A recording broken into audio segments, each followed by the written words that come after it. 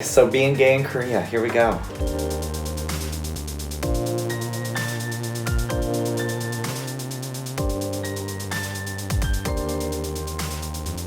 What are we going to talk about today, Candace?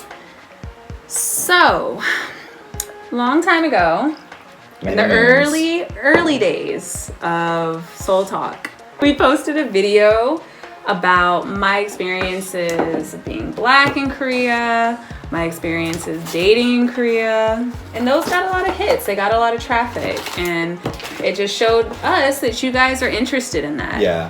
So we thought that because we both are very obviously different from each other and have different experiences with different communities, it would be kind of cool to talk about that, because I'm a straight Black woman and Xavier is not that. So by default, his life and his experiences in Korea are going to be a lot more different than mine. Yeah. Candace, let's start with you. Oh, but no, Xavier. So let's start with you. Why are you going to start with me? No, you know what? Let's be fair about this. Let's be Korean about this, actually. We're going to play a game. Oh, yeah. For those of you who may not be familiar, Koreans... She's not familiar. She ain't doing this right. You know what? Look at this. It's been a minute. Look at this. All right, so while he's fixing it or whatever, I'll explain what the whole deal is. So, Koreans love drinking. Cool. Lots of people do. But Koreans, all right, also love to play drinking games. So one of them involves, well, there are a couple games that actually involve the cap of the soju bottle. The one that we are going to play is when you take off the bottle, we don't have his, oh yeah, we do. So when you take off the bottle, typically it looks like this, right? It's just a like loose coil. So what you do is you twist it into a tight coil like this. And then the idea is you pass it back and forth, and each time one person has it, they flick the tail, whatever you want to call it. The coil. The coil, there you go. The loser will have to start. Okay. Ooh, ladies first. Oh wait, kawibawibo. Oh, even more Korean, okay. Kawibawibo. So wait, you start. No, that means I you. start. Mm-hmm. So wait, the person who loses or who starts. Who flicks it off is the loser, and therefore must start first. Okay. Shoot. I'm scared to talk about my topic. I don't want to be like, I don't know, a poor representation. We don't obviously represent our tribes to the fullest extent. And I'm not going to pretend that I do. Right. I'm not going to speak like I do. Right. I'm just going to tell you my own experiences that I've had in this country, and you can take it for what it is. Right. You know what I mean? So it's like, obviously not everyone's going to have the same experience. Not everyone's going to relate to mine. But it's like, that's just what happened to me. What else am I supposed to do? Live someone else's life? I'm like, I don't have anything super juicy for you guys. Oh! Oh my god. See? It's gone. It only took like 20 times. Well, I'm glad we got our disclaimer out of the way. Yeah, perfect, right? So just to recap, these are just my experiences. They're no one else's. I'd like to hear other people's experiences. I'd like to hear about, what other people have to say. If you've experienced something similar, let me know. Totally, yeah. Let's have a discussion. Okay, so being gay in Korea. Here we go. Part 1. So, I guess just a little bit of background about like just me as a gay man. I came out when I was kind of young, around junior year of high school. Ooh. Yeah, I went to a super Catholic high school, and was a little bit difficult, but I had a really great support group, and a lot of people actually really supported me through my journey. And then I was just, generally just a gay man living his life as young as like around 17, when I was like getting used to it. So like being out and open. And since then I've never really been closeted. I will say that when I was a teacher, I didn't explicitly tell people. You mean your coworkers? My coworkers, yeah. Yeah, the people at work. The foreign coworkers, yeah. So I mean, like the foreign coworkers knew, for sure. Because like I'm just who I am, and I don't have a filter. I don't have any sort of filters, and like I understand that if you do, but like that's just not who I am. Because I came out when I was like 17, 16. Right. So it's like it doesn't come very naturally to me anymore to like change my inflection or, you know what I mean? So when I did first come here, I mean, I wasn't like, you know, I'm gay. I didn't like walk in with that knowledge, but my foreign coworkers knew.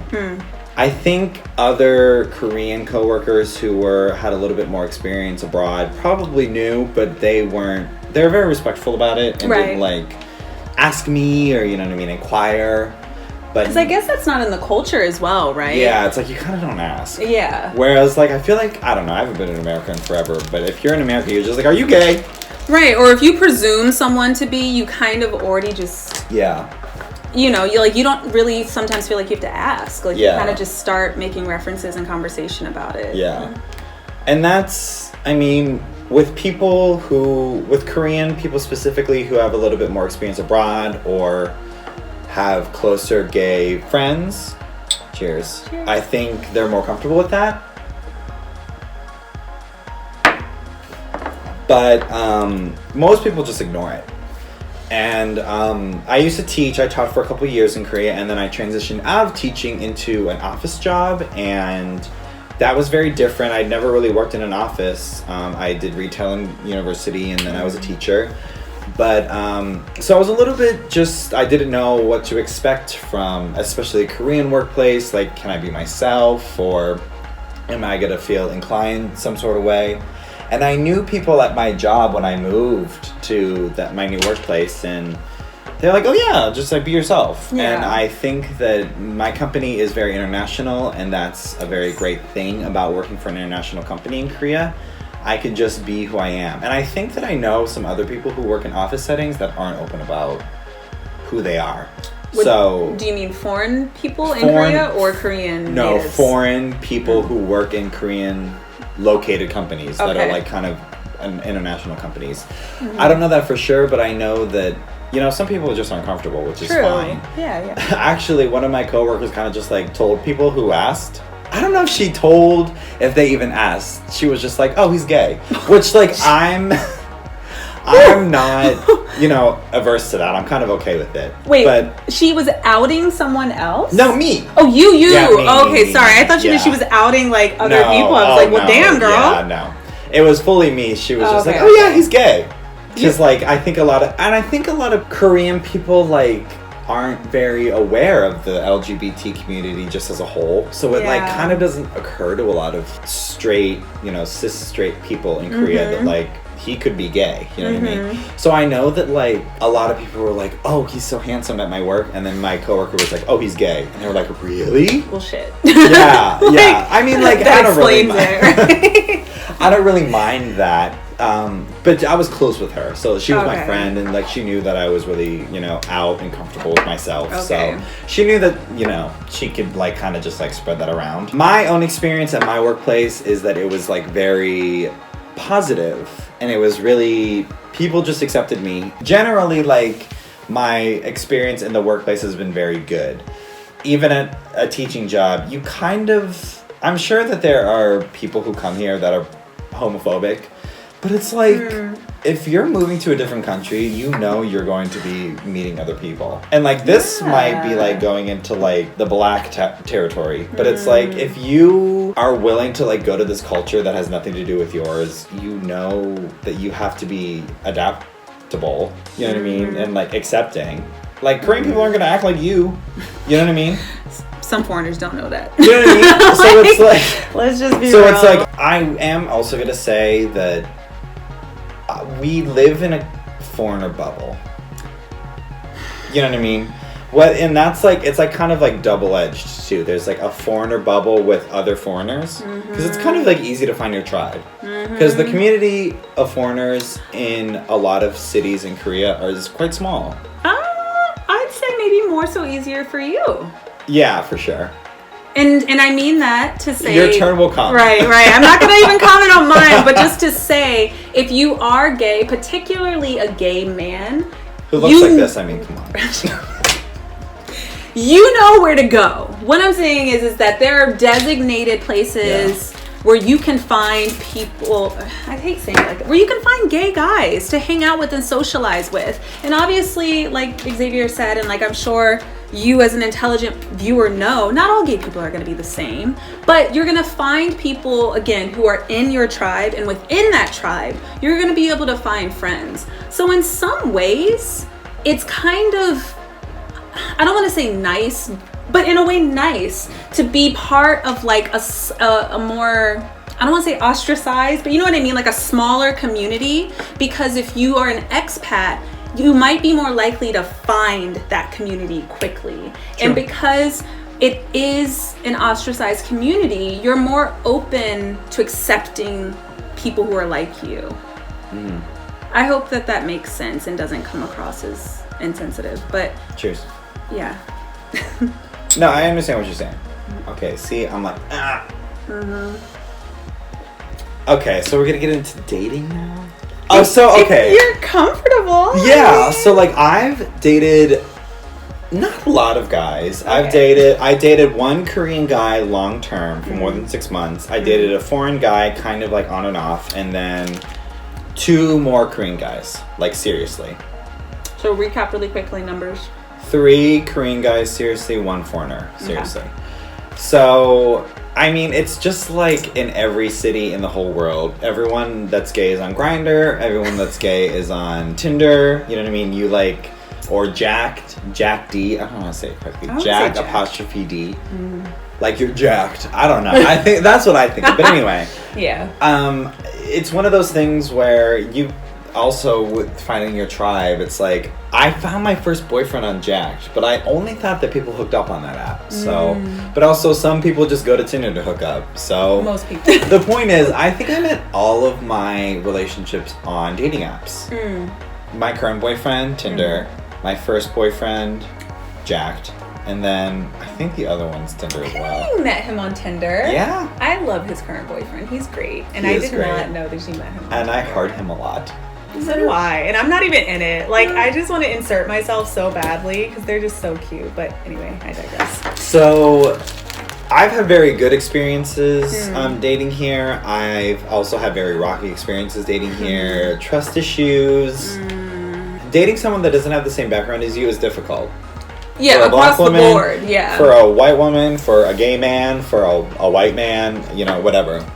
But with gay men, it poses a unique situation because, again, you're dealing with men who may not be out to their friends, their family. Thank you for bringing that up. Right? Yeah. So that brings in a whole other level of issues, but potential issues in the relationship, right? Yeah. The first boyfriend that I was with would not, like, look at me in public. Which is, like, fine. I was very okay with it because it's like, I'm not gonna, like, force you. I'm not gonna be that guy. Right. I'm not gonna be like, oh my god, you need to get it together. You know what I mean? Right. Like, no pressure, dude. Like, it is fine. Right. So, we, like, were just very much a private couple, whatever. He met a couple of my friends. He met you. That was cool, but I really liked him. And, like, trust issues were just the end of that. But my current boyfriend is kind of the exact opposite. He, like, holds my hand in public and will, like... We won't, like, make out in front of an old lady. But, like... You know what I mean? No, but I mean, I've borne witness to it. Like, it's sweet. Like, it's normal. It's normal. It's not excessive. It's just, yeah, they're standing at the crosswalk waiting to go. They're gonna hold hands. You know, he's not afraid to call him babe in public. Like, the same way that I experience my relationships here is what he has with his current boyfriend. And it's beautiful because you're fortunate enough that, again, Korean society, and I don't know if this was because you're a foreigner with a Korean, but it hasn't, as far as I know, gotten to the point where the dislike or the disapproval of your relationship hasn't turned angry or nasty or violent the way that it might happen in America or any other Western country. People might give you a look, but as far as I'm aware from what you told me, that's the worst of it. Yeah. I mean, we've gotten, like, you get everything. It's like people who are kind of like, a lot of men, a lot of Korean men, straight men are like, straight men, like making, like doing the like side view, like, looking. I can tell you're looking at me, but you're like trying not to really hard. I've also gotten the full like this girl was like the other day, and I was like, oh my god, like. Because she was just imagining it. Like, she was imagining, like, every aspect of the relationship. And that's what's ridiculous to me about homophobic people. It's like, we're not looking at you thinking about you being intimate with your partner. Like, why are you taking it to that level? But also some people don't even look at us twice. So, you know, it's like, Korea is like everywhere else in the world. You get the full spectrum. You know what I mean? There are people that I see on, you know, whatever, social media that are upset with the U.S. Embassy flying a rainbow flag. Upset about it. Christianity is a huge religion in this country, and there are a lot of extremists in Seoul, specifically. And, like, you see that. But you also see people who, like, are very supportive of my boyfriend and I, and, like, will go out with us and hang out with us. And even if some of our girlfriends are straight, they'll come to the gay bar. You know what I mean? So, like, that, you get the spectrum. And, like, you just have to surround, again, the foreigner bubble, you just surround yourself. That's what I did in America, though. You surround yourself with people who are supportive and kind. Yes. And, like, understand where you're coming from and empathize and will stick up for you. That's kind of it, you know what I mean? Doesn't matter your color or, you know what I mean, your sexual orientation. You just find people who are cool with who you are. Yes. And, like, I mean, some Koreans, I'm sure, don't talk to me because they know. I'm sure there are people at my work that know who I am and, like, don't feel comfortable with it. But, you know, keep it professional at work. If you come and ask me to do something for you, I will do it to the best of my ability. If we're at a bar and you're, like, not okay with whatever's going on, I'm not going to talk to you anymore. I'm not going to, you know, force you to be around homos or whatever. You know what I mean? But, you know, that's the thing about Korea, though, is that it's hard to know. It is very hard. Are they acting that way when you're not with your boyfriend because you're a foreign person or because they perceive you to be homosexual? You know what I mean? Like, it's the same thing with me. Sometimes I have that struggle. Like, is it because I'm black or because I'm just not Korean? And I will say that I really admire my boyfriend because as a foreigner, it's easy to be different. Yes. Because you are already different. Yes. When you're coming from that place, it's like, oh, he's gay. That's just like kind of like the 20th thing on the list. Exactly, yeah. That's different about him. But for someone like my boyfriend who's a native Korean person, I look up to him so much and I'm so appreciative and amazed. He's my hero because he is just who he is unapologetically, even though it's so much more of a risk for him. In many ways. Yeah. In, like, a physical way. Like, he could be accosted. Yes. Much more, it's more likely for him to be accosted because of who he is than someone like me, who's a foreigner.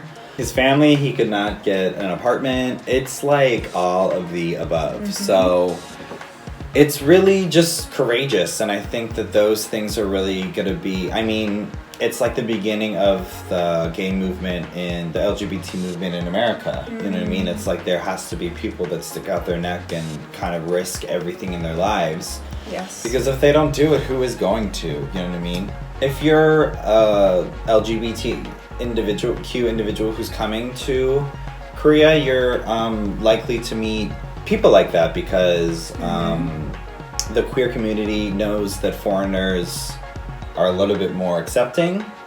At least they've been exposed to more things. So queer people tend to congregate around, you know, foreign spaces. Yes.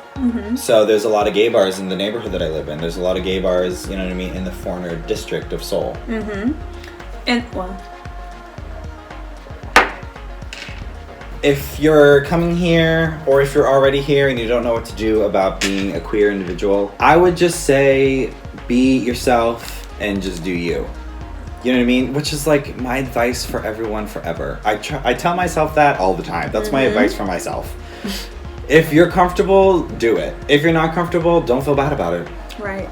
You know? What else can you do as just a human person in the world? So it's like, if you want to come here and explore your sexuality, do that. If you don't feel comfortable telling anyone, don't tell anyone. If you feel comfortable telling your teachers at work, do that. Tell them, yeah. be cautious, be smart, feel the room before you do any of those things. Keep yourself safe. Make sure you have a job and a house.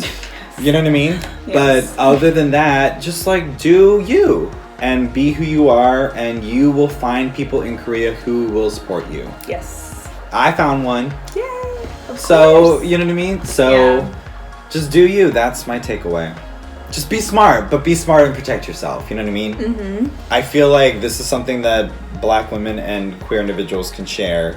Like, make sure you're safe. Oh yeah, for Be sure. okay. Read the room.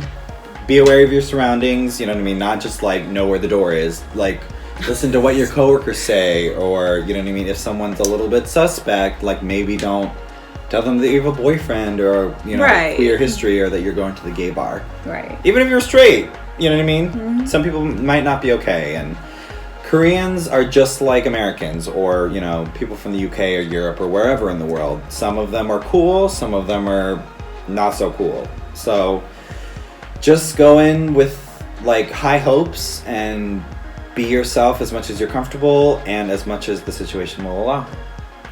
I love it.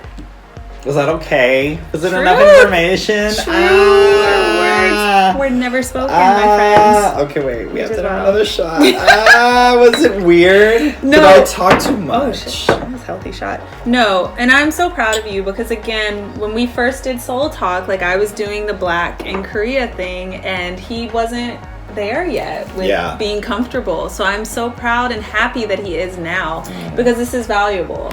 This think is it is, good. too. It's really gonna help someone because more and more people are coming to Korea every year. So And if you have questions, ask me. please, Yeah. comment down below. Because like my experiences, like you can learn from them. I learned from Right. them, all of them. And they're varied. Yeah. As with mine. Like he's worked as a teacher, he's worked as like a business professional, he's worked one-on-one with people. So it's like he's had all of the experiences. So if you're coming and you're like, well, I don't know what to expect in this scenario, please Yeah, feel free comment. to ask. Comment below. Yeah. So, we've just spent the last maybe too long talking about being gay in Korea. Yes. Make sure you look out for Candace's video about being Black in Korea. We have a lot of topics to talk about. Do we? Oh my god, there's so much. Make sure that you comment below. We want to know what you want to hear because Yes.